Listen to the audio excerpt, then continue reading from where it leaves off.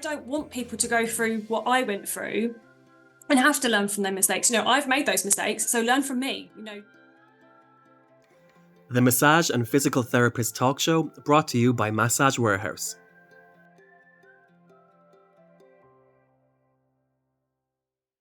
Hi, sorry to interrupt, but just a quick cheesy message just to say, if you're really enjoying this episode, you're enjoying this podcast, please do like, subscribe and share.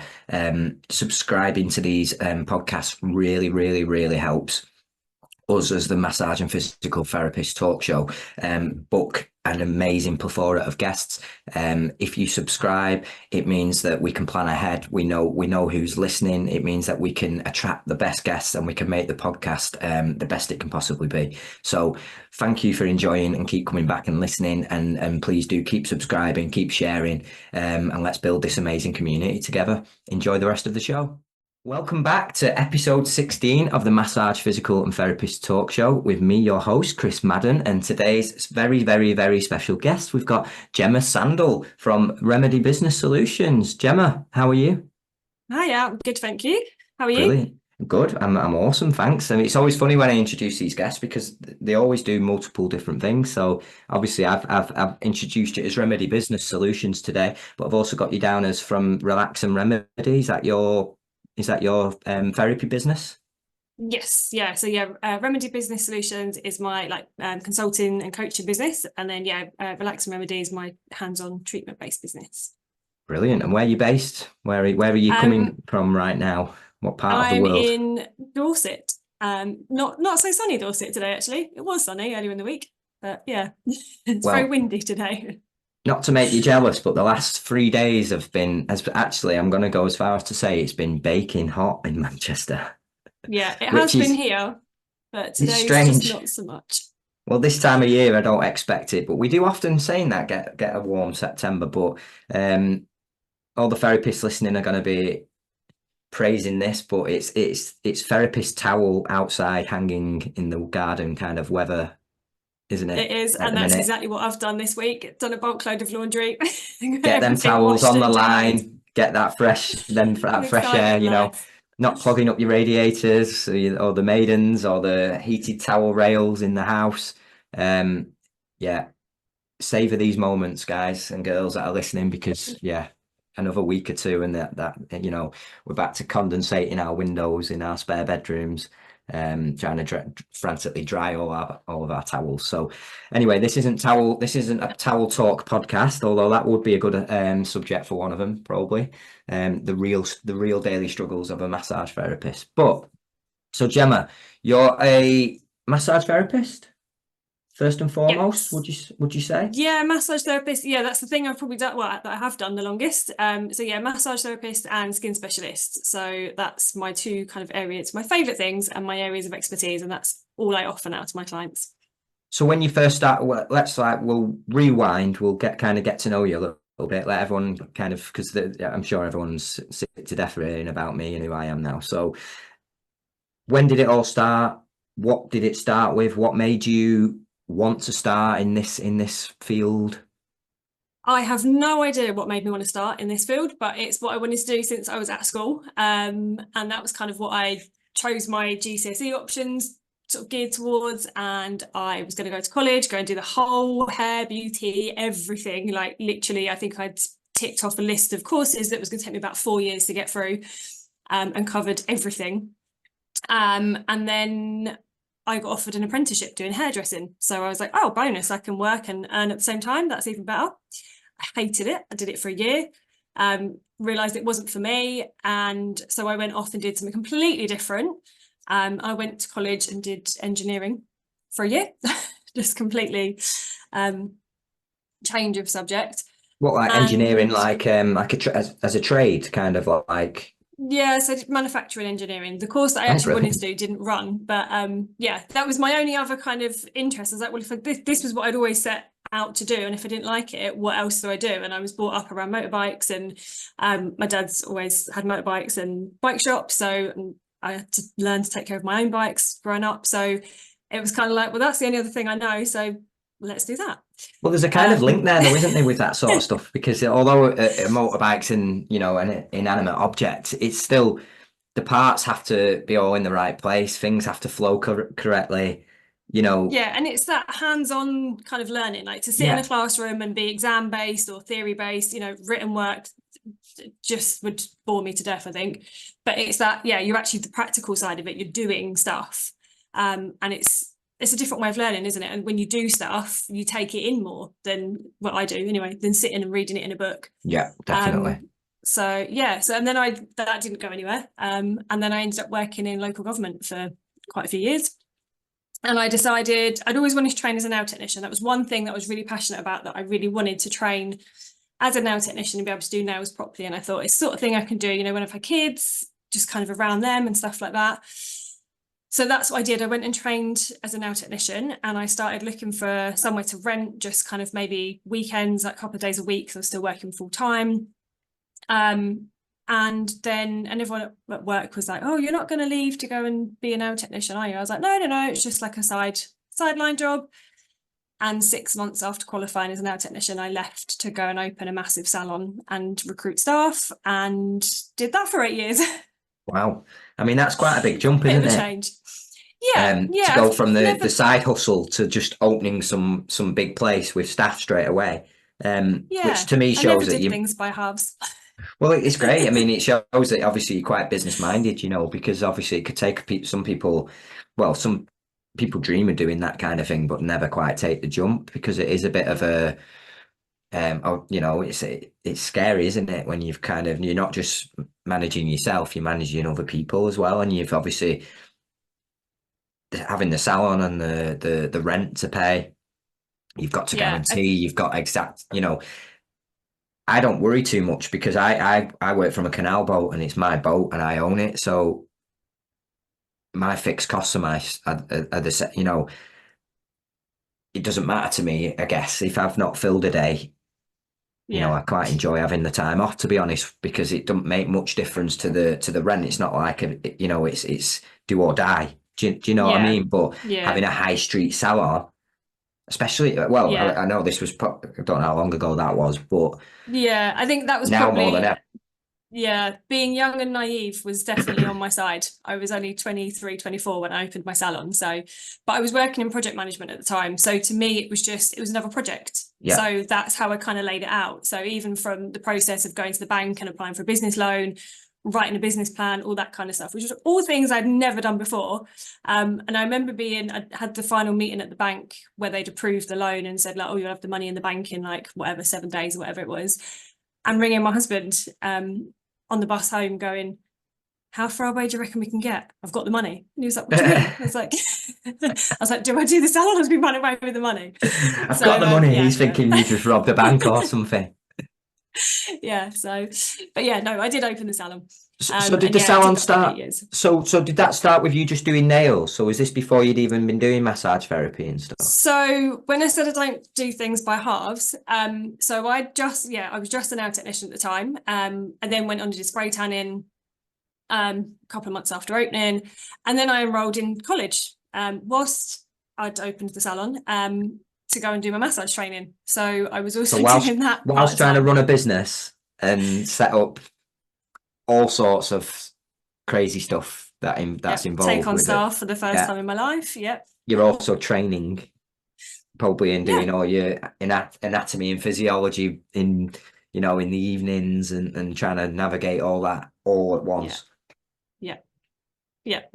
I mean, there is something to be said when you're in your early 20s. It's I remember them days well, and you are just full of for one, there's no fear, I think, at that age.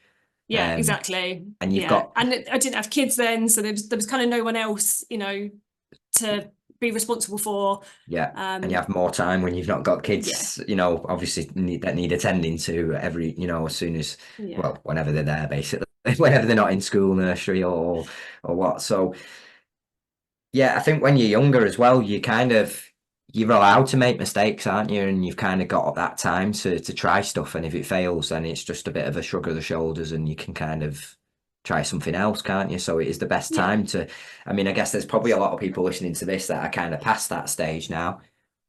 And to take a gamble like that now would be, it's different in it when you've got a mortgage, at home to pay for, and you've got other commitments and stuff. You can't really, if you take that gamble, it's got to work.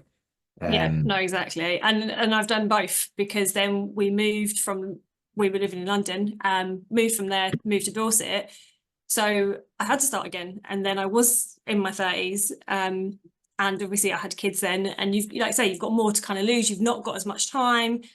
So I've kind of done both, from being the young and naive and just going, yeah, let's do it, it'll be fine. And opening the salon, to then doing it again older. Kind of second time round again in a completely new area where I knew nobody, so starting from scratch as a solo therapist. So I've kind of done both.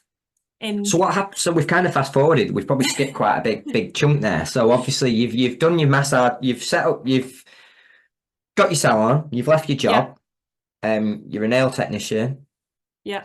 At this Training stage, to be a massage training therapist. to be a massage therapist. Yeah. Finding staff.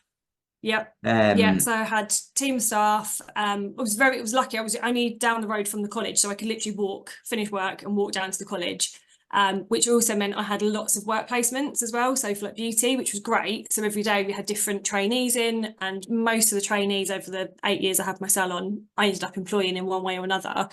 So that was really, really good. Then I went and I wasn't going to do my beauty. I was going to do it, and then I decided I wasn't going to, because I had staff. I had a team of beauty therapists, didn't need to. Then I got to a point where I was really getting fed up with not being able to cover treatments if people were off on holiday or off sick. So having just had a 1-year-old and just had a baby, and with a wedding around the corner, I decided to go and do my beauty therapy training. So I went and did that when my youngest was only 9 months old, I think.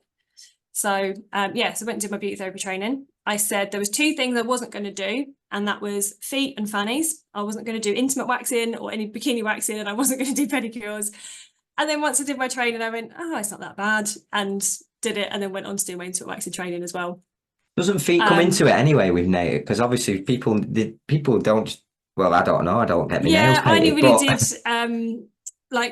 did extensions and gels, so I didn't do pedicures, but I would just paint toenails. So so then going into doing pedicures and dealing with hard skin and all that kind of stuff. I see. Sorry, right? Yeah, I'm out the loop with this sort of stuff. I was going to say, if I was getting my nails done, I'd want my toenails done as well. I'd want it all matching, I think. Same, exactly. So so I went and did all of it. So then I kind of did everything in the salon then as well. So then the salon became a one-stop shop. So basically it was a beauty salon where you can get your nails done, you can come and have an Indian head massage, you can have a back massage, you can have your feet done. I mean, I had beauty therapists, I employed beauty therapists from day one, so beauty was always available, just not with me. Sort of halfway through I went and did that training as well, so I could offer everything. And it just meant, like I said, if people were off on holiday or someone was off sick, I could then step in and do treatments as well, rather than having to turn clients away. And so this was a high street salon in London? Yes. So I can imagine just outside of London. Yeah. So I can imagine rent and stuff, even back then, must have been astronomical for an area like that. Because even in Manchester, where I am, rent prices are just getting so crazy now, more than ever, that people are just shutting up shop, and working from home or going mobile, because obviously, to try and cut out the overheads. I dread to think what the rent is now, but it was high then. What was the biggest struggle with setting that up? Because I do think that there'll probably be a lot of people listening, because they are trying to get people back into the high streets now, and there's so many empty units that are being put up with, at very decent rates to try and push and get the high streets back flourishing. I don't know the ins and outs of, someone might be able to get a really good lease but what you tend to find is they're only there a year, because then the price, like I think the first year is cheaper or whatever, and then the price goes right up, and then they end up shutting up and moving. I kind of think, is it worth just being somewhere, putting your heart and soul into something for a year, knowing probably in the back of your mind that the rates are going to go up after a year and you're probably going to have to move? Is that? I suppose it depends. It comes down to negotiating on your contract. Really, and getting that rent fixed if you can. The thing that you don't have control over and that you can't control is obviously business rates, and business rates go up. And I was at a point where one year my business rates had gone up massively. Then the pensions were all bought in. So then that was an extra expense that I had every month on top of everything else that I had no control over. Because was everyone officially employed by you? So they weren't like self-employed therapists. They were all on the payroll and stuff. Yeah. So it was like, well, great. Like all these extra things, like it's great that people are now having to have pensions and stuff like that. And, you know, it helps us out in the future. But then as a business owner, it was like, where do I get these extra costs from? You know, we're already, you know, we're at capacity. So unless we double our prices, which prices us massively out of, you know, everybody else in the area. And I always talk about with pricing, it's not about pricing yourself, you know, in your area and kind of looking at other salons around you and saying, or other therapists around you and going, oh, well, she's charging this, he's charging that, I'm going to go in the middle. It's about covering your costs as well. But there is also that kind of, you've got to be realistic about it. If you're charging 4 times what anybody else in the area is charging, what other value are you offering with that as well? Because for what reason is someone going to pay you 4 times the amount as the person down the road? So yes, there's a lot of costs that obviously add up. And obviously now I think people do the kind of self-employed route a lot more, or kind of rent rooms. It was still quite a new thing then, really. Hairdressers were doing it and kind of renting chairs, but again, it was still kind of quite new. Whereas I think now, because we're talking like 6 years ago, but now it's a lot more common and people do kind of rent rooms or, you know, work on percentage basis and things like that. So yeah, then you've not got as much cost involved. I guess let's say I wanted to rent this unit in Gatley near where I live, then there's a few at the minute, to be honest. I always see them, and my wife's a yoga instructor as well, and I always think, you know, God, that'd be a brilliant little like well-being space, you know, a few treatment rooms, yoga classes, whatever. And then I just think I can't be bothered with the faff with that. Do you know what I mean?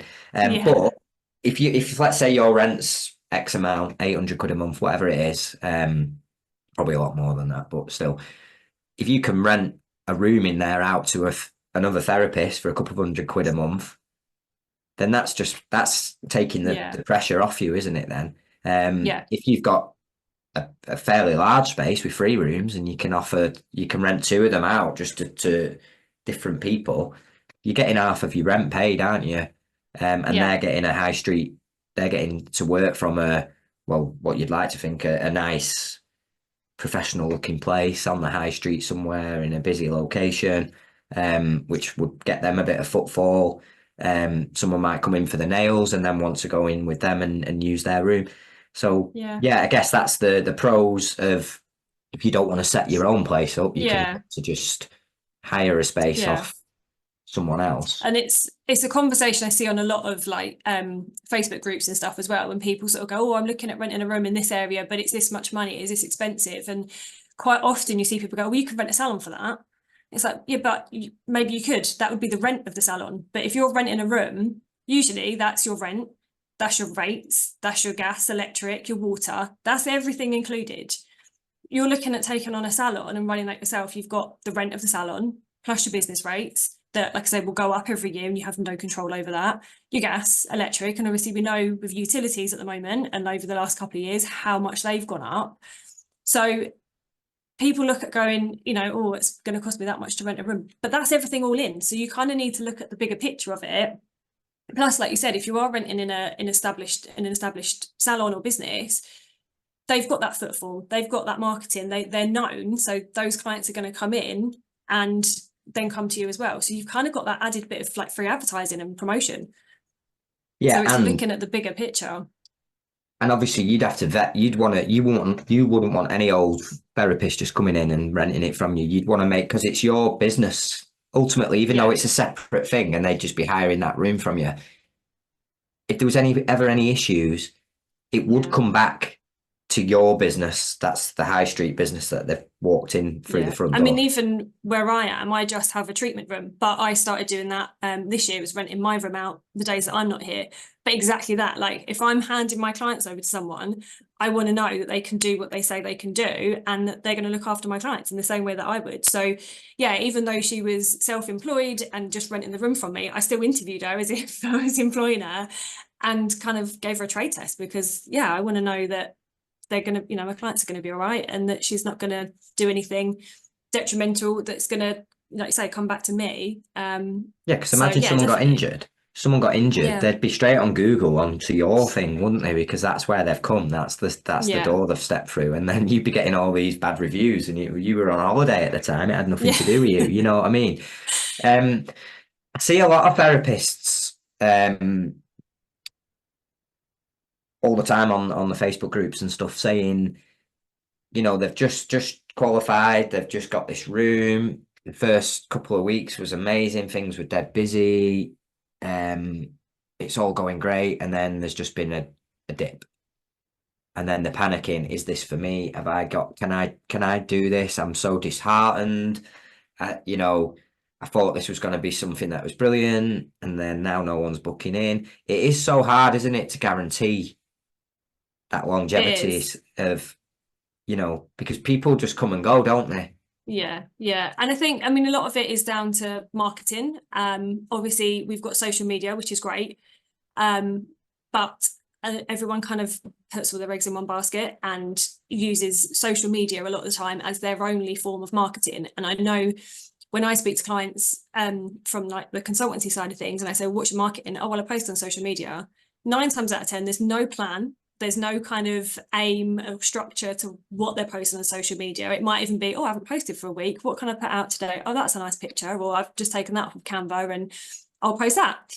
You know, being that I started back in 2010, I was still advertising in newspapers and, you know, stuff like that. So old school kind of methods of marketing, social media was very new. So I think for me, and again, because of where I'm based now, like I don't have a shop front, I've had to think outside the box when it comes to advertising. So going kind of a bit more old school and going down kind of the older routes, like even doing leaflets and going and doing leaflet drops and stuff. I think especially with social media, we kind of see overnight success almost, and actually we don't see behind the scenes and see what goes into that. And those people that are successful very rarely are overnight successes, and we do tend to give up on stuff quite easily. Like you say, we become disheartened and kind of go, oh, well, it's not working. You know, you've got to pay that rent. So it's, you know, things like making sure you're rebooking clients when they're in. And again, so many therapists go, oh, I don't like doing it. I feel like it's a bit salesy or feel a bit pressured. But especially when it comes to massage, if you're not rebooking your clients and they're coming to you with a particular issue, you're almost doing them a disservice by not rebooking them and giving them your advice. So there's, you know, and things like email lists and building your emails so that you can keep in touch with clients, because it's far easier to keep clients coming back than constantly trying to gain new clients. Yeah. And obviously, if social media disappeared tomorrow, like it did a few months ago, do you remember we had that kind of outage and Facebook and Instagram all went down and everybody panicked? The world went into panic, yeah. Yeah. Twitter was the only thing where everyone just went on Twitter, didn't they? Yeah. But then, Very you know, suspicious, what do you do? Yeah, exactly. You know, but then what do you do if that's the only way you've got of communicating with your audience and clients? And that goes, what do? You know, email WhatsApp went as well, didn't it? It did, yeah. So, you know, email means you own that email list. So it's another way of communicating with your clients. And so many people don't utilize email. Yeah. And it's straight in, you know, especially on your phone now, you get notifications straight away. It's the best way of getting into your clients, you know, getting right into their face and saying, hi, I'm still here. It's funny because I always think, oh, I can't keep emailing them. I did one 3 weeks ago, can't do it again, which is mental because the amount of emails I get from companies that I've just bought stuff from or that I've been to, and I don't I see them come through, and obviously sometimes I scroll. Sometimes I don't get angry when I see them. I don't see them and be like, "Why are you emailing me again?" But that's how I imagine Yeah. clients getting if they see more than one email from me in like in a Yeah. 2 week window or whatever. Where it's all in, it's that's something in Yeah. my head. When in reality, I'm pretty certain a lot of my clients would see an email from me and go, "Oh, hi Chris, nice," Yeah. like, "Oh, that's not," Yeah. there's a lot of bad stuff happening in the world, and then emails just come through from Take a Breather UK. It's Chris saying hello, checking in, seeing how things are, blah blah blah. Talking about a new treatment that he's doing. What a lovely thing to get. Do you know what I mean? That is probably that is what our clients are probably thinking when they receive Yeah. these things from us. Not, we're not trying to sell them a bird seed No. feeder for the back garden. Do you know what I mean? Like, and Yeah. we've not said. The Massage and Physical Therapist talk show is brought to you by Massage Warehouse. Run by therapists for therapists, we're committed to solving common issues you might encounter in your massage therapy practice.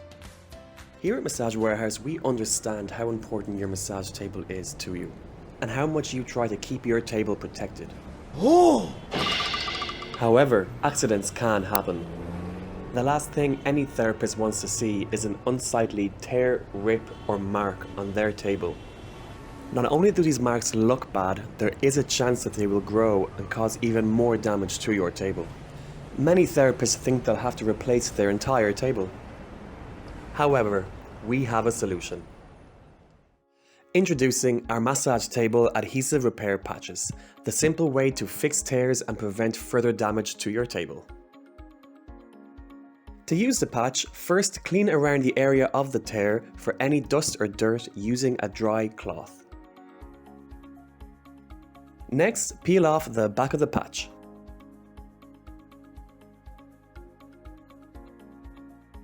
After this, carefully apply the patch over the tear.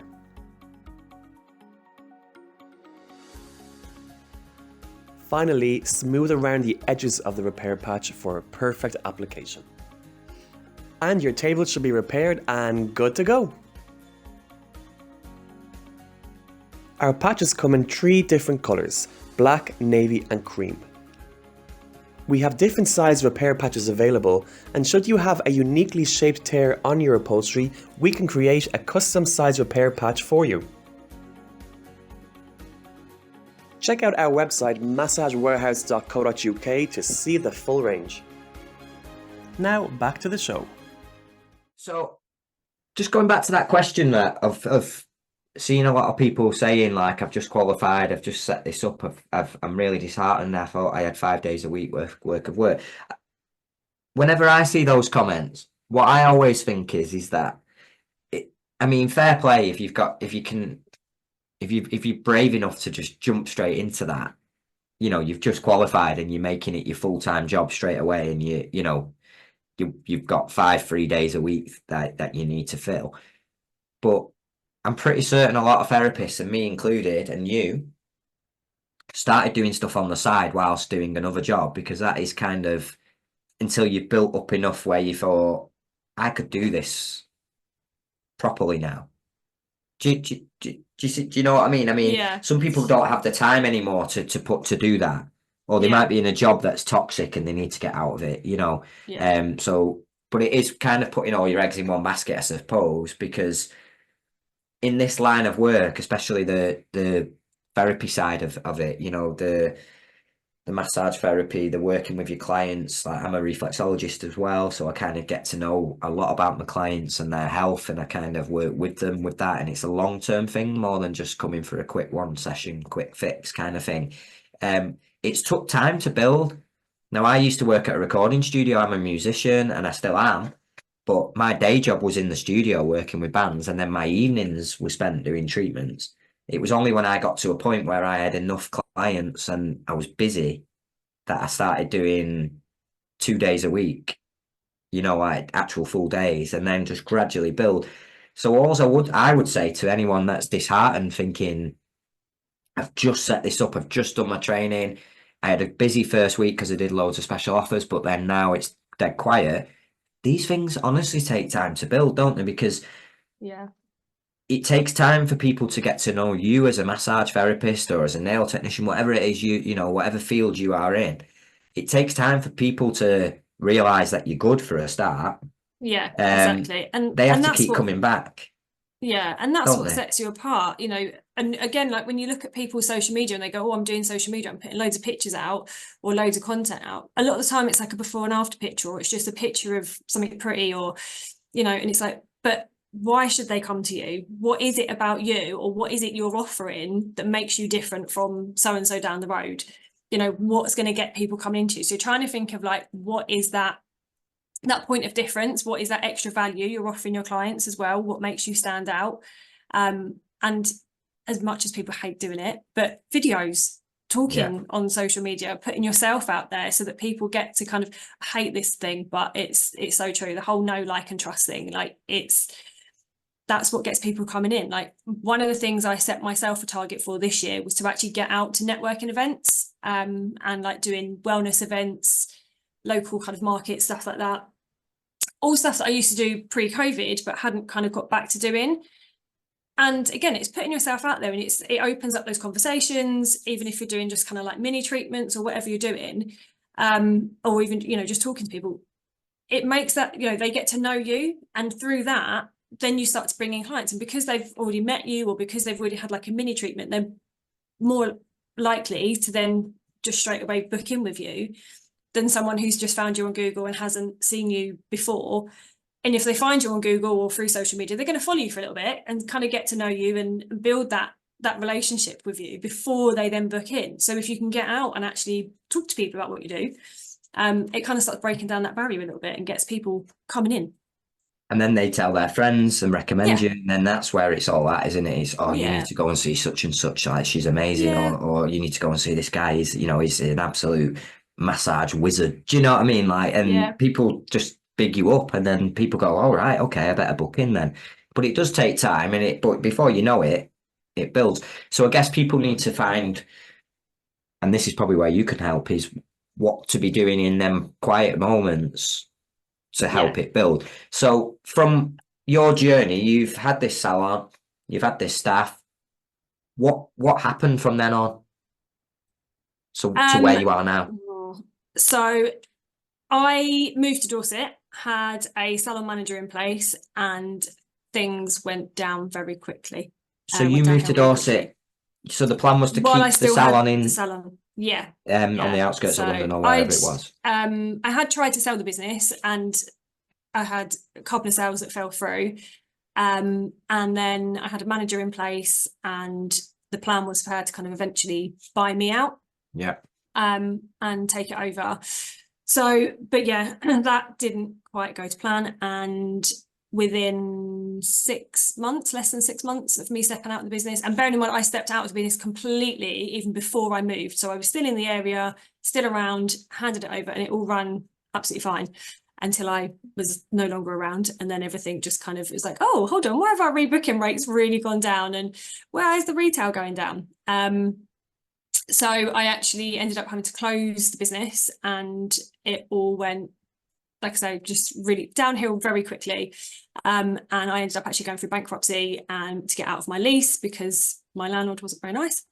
And yeah, so I mean, these are the real struggles though, aren't they? This is like, it's good for people to hear about this, because it's not all just this crystal clear, shiny, nice sort of, get a unit in the centre of London, and it's it'll be great, you know, it'll all just work out. You know, people need to hear about the sort of what can happen. And you can't be there 24/7 as well. This is the thing, you can't. No, and you know what? And that's the thing, like, the best year I had in business in the salon was the year that I went part-time and that I actually stepped out of the business, because I actually then had time for working on the business as well as being in it. I wasn't just in there doing treatments 60 hours a week. I was working on the business, I actually had time off, and then was in doing treatments. To learn more, being able to step back and watch how things were going, like, because when you're not in it working all the time, when you step back and you have that time, you kind of get to see what's actually going on, don't you? You get to maybe see the cracks a little bit more, because when you're too busy, you just kind of, I always imagine it as like, do you remember that TV show that what was it, where Gordon Ramsay used to go into these random like kitchen nightmares, whatever it was. kitchens in like random parts of the country, and Yeah, he'd like evaluate what on earth is going on in these mad places and then like turn it yeah, around. It's kind of like that, isn't it? You know, you kind of exactly. step Yeah, back and become the Gordon Ramsay of the, you know, and you're like watching it all yeah, instead, and yeah, then being exactly. like, what on earth is going on here, you know? Yeah. And that's, you know, in hindsight is a wonderful thing as well. You know, in hindsight, if I, you know, if I knowing what I know now, what would I have done different? Like things like I would have took on like a business coach or a mentor or somebody to kind of help me through stuff. But that wasn't such a big thing then. And again, like, you know, just loads of things that I'd have done differently. And like for ages, I always said I could write the book on how not to do things in running a salon. Like, I but mean, that then would be a that's good book all though, wouldn't it? things. How not to run a salon, because everything I always hear people saying, you need, this is how you do this, you need to do that. And a lot of people, I feel like to give a full rounded book, if you like, of what to do, people need to know, you need to have failed to Yeah. know how to not fail again. Exactly. And And there's to so fail many, isn't a failure. It's just your first attempt in you're learning, learning. aren't you?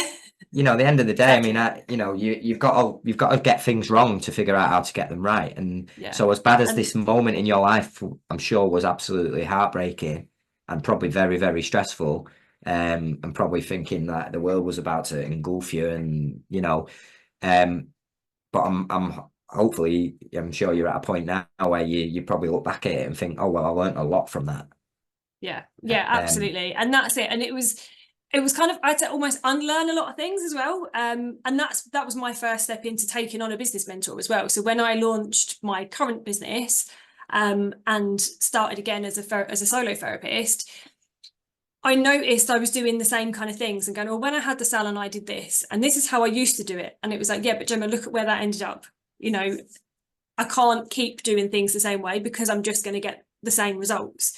So I took on a mentor to kind of just to retrain my own kind of thought patterns and my own way of doing things. And it was kind of through that made me realize, actually, this is what I want to do for people. And I'd kind of always had that in the back of my mind, that, you know, the mentoring side of things and doing something like that. And even when I worked in the local government, I worked with a lot of consultants, and I was like, I want to be a consultant. No idea at the time what I wanted to be a consultant in, or Just sounds good quite though, how doesn't it it? worked. Yeah, but I just like the fact that they came in, they looked through stuff, they found the problems, they fixed the problems. Off they went to the next kind of place, the next job. Yeah.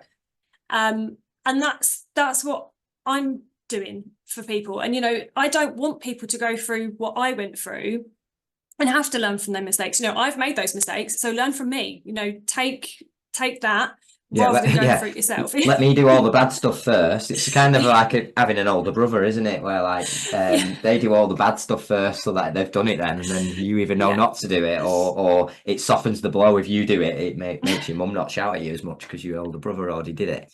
So it's kind of I like, take it you're the younger brother then. Well, I'm the middle one, but Okay. the older one did all the bad stuff first, which was great. You know, he got Yeah. the first tattoo without telling me mum. You know, he was the first one to be found in the park drinking beer when underage. You know what I mean?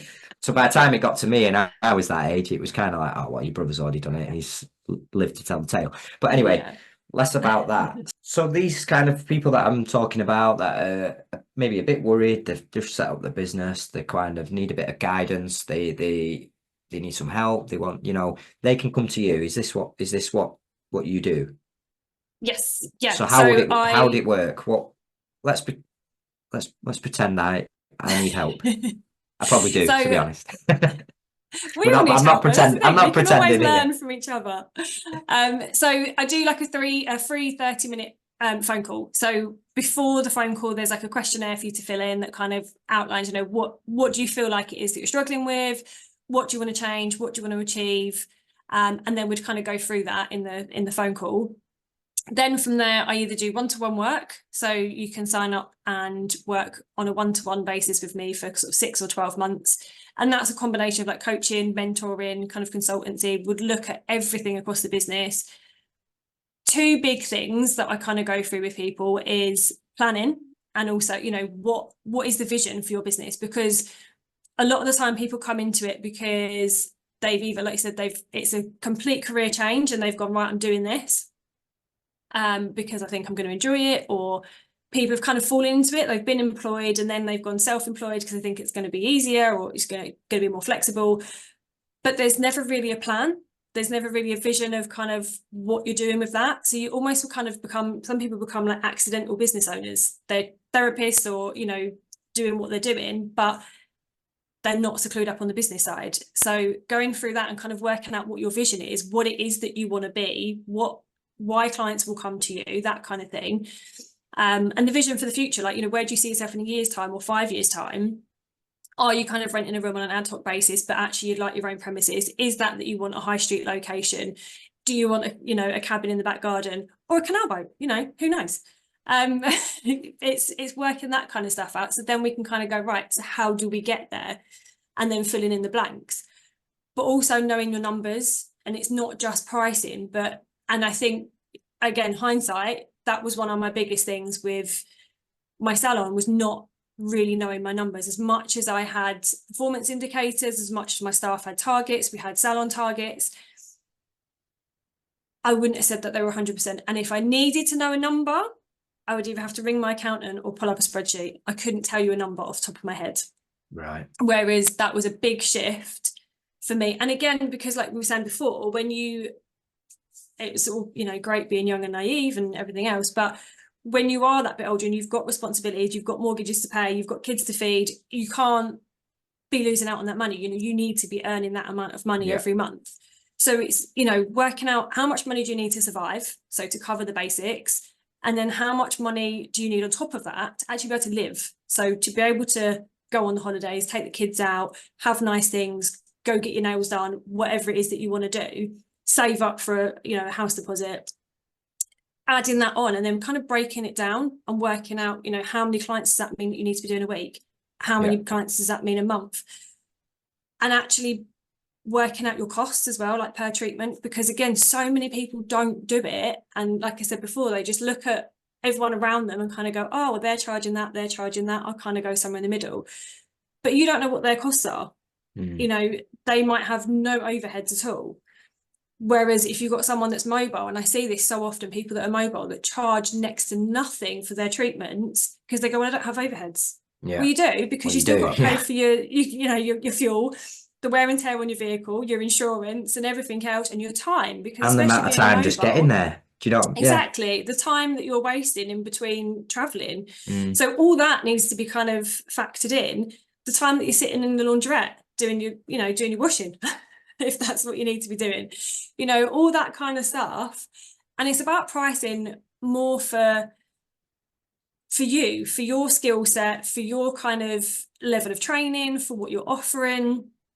What are those little added extras and benefits that you offer that other people don't, you know, all that added value. So charging what your service and what you are worth.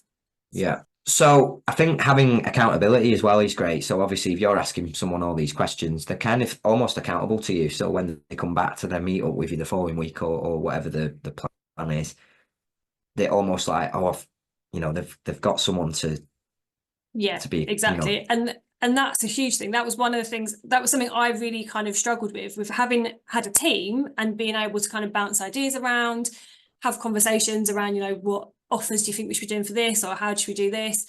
To suddenly being the only person and going, oh, what do I think about this? Yeah, it's a great idea. Should I do this? I don't know. Like, there's only me, like there's only me to have that conversation with. And as much as it's great and you can have friends, partners, people to talk to, unless they're in the same field or unless they're self-employed, it's not the same. Like, a lot of people just don't get it. So being able to have that mentor or that coach, that someone to bounce those ideas off of, and then them say, right, so how are you going to do it, and hold you accountable for it, it means you actually get stuff done. Whereas, you know, when you've not got a boss or anyone going, did you do this? You're like, well, no one knows that I was going to do that, so I just won't do it, or I just do it next month, or just add it to to-do list. Exactly. And that's one of the things as well with my coaching. Even when people finish their one-to-one with me, I do like a kind of like a retainer package. So basically, once they're done, you're not just left on your own. So then I do check-in, so once a month for the next kind of 3 months. So we can just still check in and make sure you're on plan, anything you get stuck on or things that come up in between that you kind of go, I don't really know how to get around this, or, you know, just whether you just fall into that trap of kind of going, you know, I'm done. No one's going to know if I've done it or not. You know, so it's again that accountability to make sure that you're staying on plan and that you are doing the things that you said and you set out to do. Yeah. And I guess you're not just sort of going, right, off you pop, see you later, I'm done. Yeah, exactly. Yeah, Good you've still luck. got a bit of support. Yeah, that's great. So what's next, Gemma? What have you got coming up work-wise? So I'm running a online program starting in October, which will be running again next year as well, which is all about being, well, kind of what we've been talking about really, building on your kind of your vision for the future. It's called Path to Prosperity, Future-Proof Your Business. So exactly that. It's about future-proofing your business, having that plan, getting that plan in place, thinking about kind of strategy, marketing, and being, you know, forward planning. Because like I said, you know, the last 4 years have been so up and down. And we've not known whether we're coming and going or whether we're able to work or not able to work. So having a plan, now things are kind of getting a bit more settled, being able to plan for the future, and, you know, even marketing. So many people are, Christmas marketing is already underway. Like I've already seen my Christmas stock and all that kind of stuff. Christmas stuff is in the shops already. Like, you know, there was Christmas stuff out before the kids even went back to school.